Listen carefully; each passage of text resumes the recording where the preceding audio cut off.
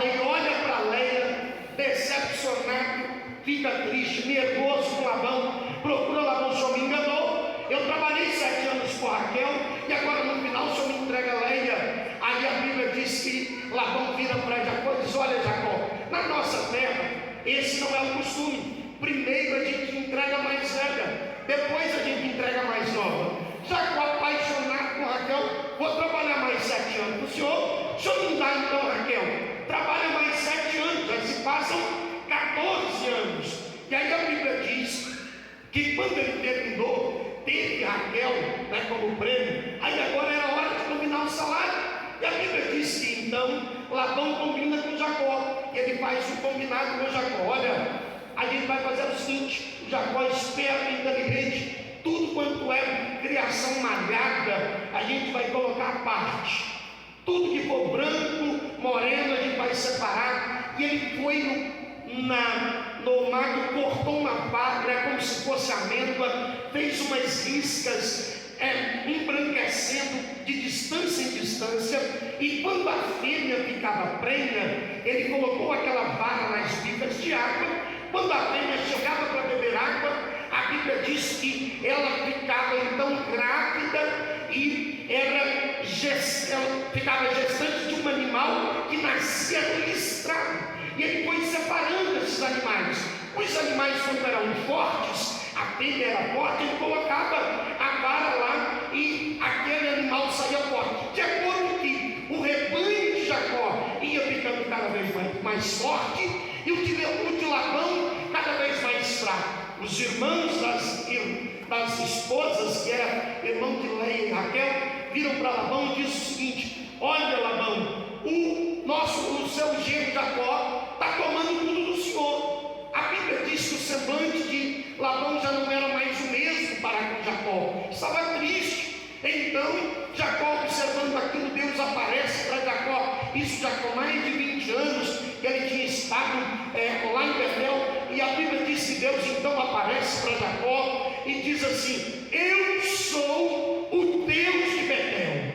Amém. Lá no 31, Deus aparece e diz: eu sou o Deus de Betel, onde você ungiu uma coluna, onde me tem feito um voto. Levanta-te agora, sai dessa terra e volta à terra da sua parentela, porque eu sou o Deus de Betel.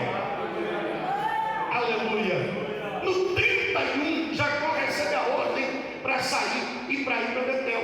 Eu não vou entrar em detalhe por causa do horário, mas ele sai para ir para Betel. Só que quando ele está caminhando para Betel, a Bíblia diz que ele vai para perto de uma cidade, comprou uma fazenda.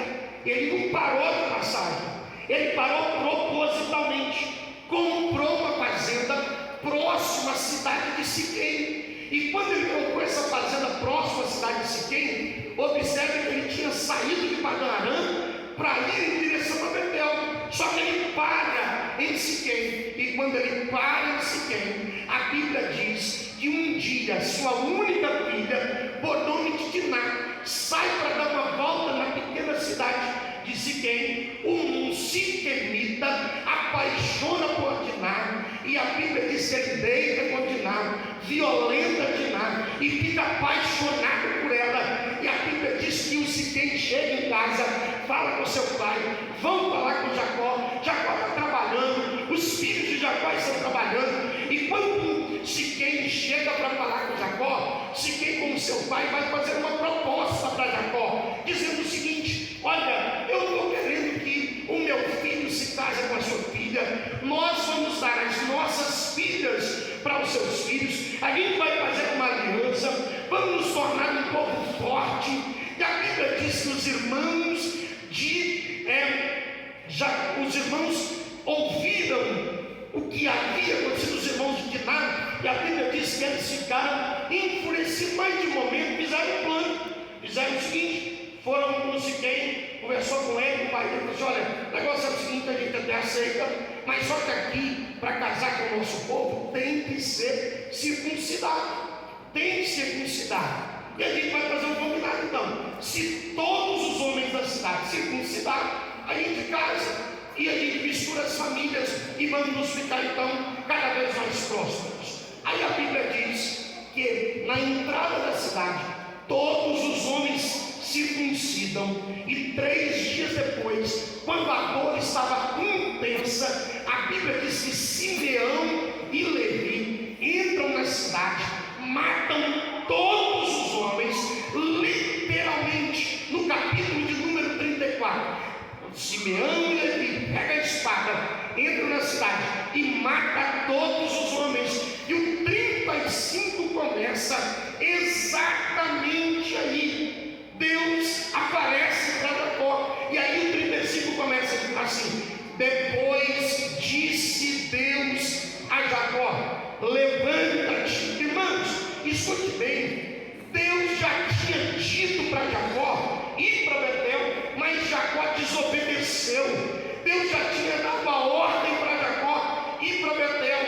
Deus já tinha prosperado Jacó durante a sua caminhada. Jacó tinha feito um voto: se Deus desse pão para comer, água para beber e veste para vestir, estava de bom tamanho. Ele fez um voto: se Deus fizesse isso que ele pediu, Deus seria o seu Deus.